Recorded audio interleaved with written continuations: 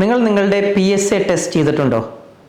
Prostate cancer പലപ്പോഴും symptoms ഇല്ലാതായിരിക്കാം. ഞാൻ doctor Deepak Janardhanan, consultant urologist, Fakeeh University Hospital, Dubai. Prostate ഗ്രന്ഥിയുടെ ക്യാൻസർ 50 വയസ്സിൽ മുകളിലുള്ള ആൾക്കാരിലാണ് കാണാറ്.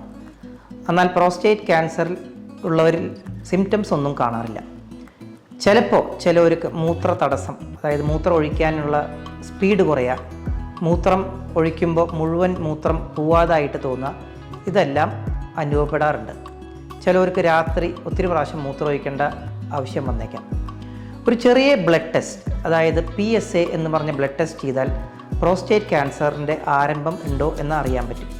അപ്പോൾ 45 വയസ്സിൽ മുകളിലുള്ളവർ എല്ലാവരും, അതായത് പുരുഷന്മാരെല്ലാവരും ഒരു PSA ടെസ്റ്റ് ചെയ്താൽ പ്രോസ്റ്റേറ്റ് ക്യാൻസർ ഉണ്ടോ എന്ന് അറിയാൻ പറ്റും. Thank you.